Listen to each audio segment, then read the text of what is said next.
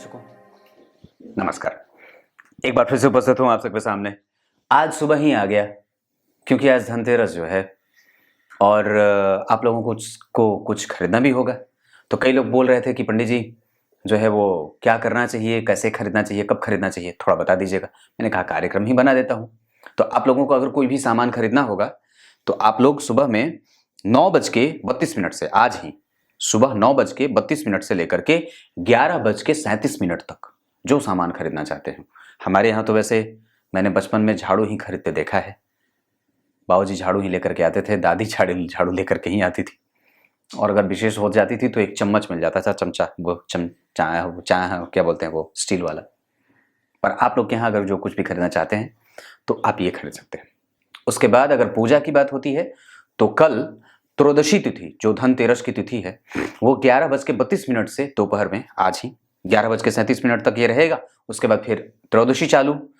तो 11:37 के बाद आप त्रयोदशी में धनतेरस की पूजा कर सकते हैं, जहां भगवान धन्वंतरी की पूजा की जाती है।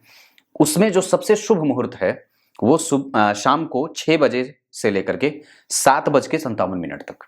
वृषभ लग्न बीत रहा होगा उस समय, आप उस दौरान पूजा कर सकते हैं। कुछ भी खरीदना होगा खरीद लेना सुबह में 9 बजे से लेकर के 11:37 तक। और अगर पूजा करनी होगी तो आप लोगों को पूजा करना है शाम में 6 बजे से लेकर के 7:57 तक। क्लियर है? कुछ भी खरीद सकते हैं, सोना, चांदी, झाड़ू या चम्मच। अब आप लोगों को वस्तुतः ये तो बताना था, पर मूल बात जो मैं बताने वाला हूं आपको, 3 आने वाले, ये जैसे आज जो है वो गोवत्स द्वादशी है। अभी द्वादशी तिथि बीत रही है। इस दौरान मतलब आज शाम में द्वादशी तिथि चूंकि पर्यंत नहीं है, पूरे दिन नहीं है, बीच में 11:37 के बाद द्वादशी के बाद त्रयोदशी तिथि आ जा रही है। तो द्वादशी तिथि में ही गाय और बछड़े की पूजा की जाती है।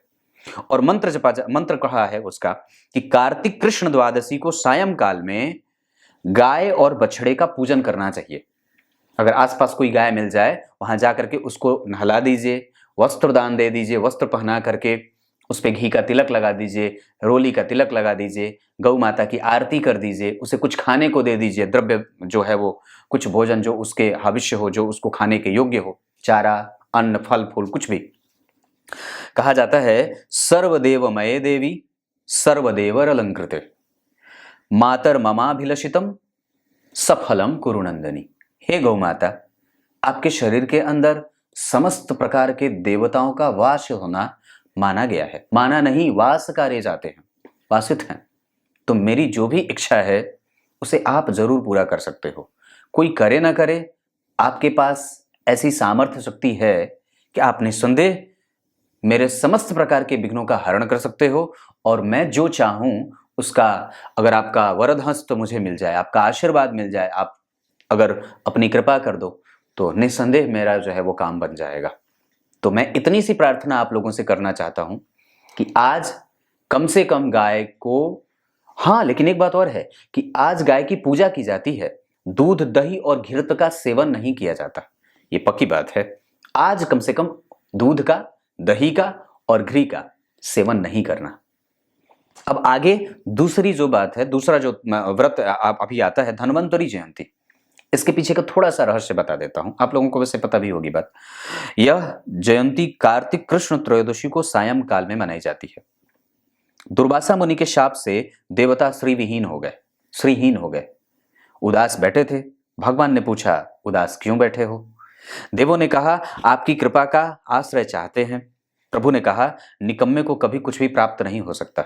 उद्यम करो, उत्साह ही मेरा और उद्यम ही मेरा स्वरूप है, मैं उसी में वास करता हूं। निकम्मे को कभी मैं प्राप्त नहीं होता, क्योंकि वास्तव में अगर मुझे प्राप्त करना है तो कर्म तो करना पड़ेगा। टाले क्यों बैठे हो? मंदराचल पर्वत से समुद्र को मत डालो, अमृत निकलेगा, पीकर सब सबल से सबलता को प्राप्त कर जाओगे। देवों ने कहा, प्रभु समुद्र मथने पर फैल जाएगा मक्खन की तरह। भगवान ने कहा, चिंता न करो, कलश लेकर मैं स्वयं धन्वंतरी स्वरूप में समुद्र से निकलूंगा। मेरे नाम मात्र से रोग नष्ट होंगे, मोहिनी रूप धरकर सब तुमको पिला दूंगा, सारा अमृत तुम्हें पिला दूंगा और विष भगवान शिव के माथे चढ़ेगा। इस कलश का बड़ा महत्व होगा। इसके पूजन बिना सिद्धि प्राप्त नहीं होगी।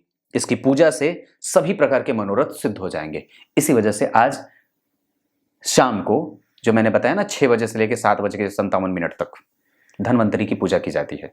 अब इसमें आपको कार्यक्रम के डिस्क्रिप्शन में मैं एक मंत्र लिखूंगा और अगर हो सके तो 1008 समीपत्र अगर मिल जाए, उससे भगवान गणेश जी के ऊपर वो 1008 समीपत्र वही मंत्र पढ़ के आपको अर्पित कर देना है और उसके बाद उस समीपत्र को उठा करके किसी नदी में या किसी वृक्ष के नीचे प्रवाहित कर देना है। वो मंत्र मैं आज के कार्यक्रम के डिस्क्रिप्शन में, छोटा सा मंत्र 1 लाइन का है। और फिर उसके बाद भगवान ने कही ये बात कि तेरी प्रसन्नता प्राप्त करने के लिए यज्ञ कर रहा हूं, प्रसन्न होइए। सायंकाल में धन्वंतरी जी का पूजन करना, ऐसा लिखा है कि सायंकाल में भगवान धन्वंतरी की पूजा की जाती है। पर आज ही के दिन यमदीप भी होता है।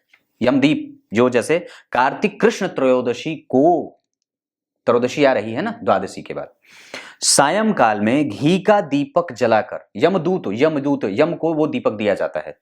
घृत का दीपक जलाकर सब परिवार मिलकर दीपक का जो है वो धान का जो भूसी होता है ना, धान जो चावल जो जिससे निकाला जाता है, तो धान की खली तथा बतासा जो चीनी का बनाया जाता है, रोली, कुमकुम और चावल आदि से दीपक का पूजन करना चाहिए। इससे लक्ष्मी प्रसन्न होती हैं। मैं ये कार्यक्रम इसलिए बना रहा हूं क्योंकि हमारी जो परंपरा नष्ट हो गई है उसको फिर से जीवित किया जाए।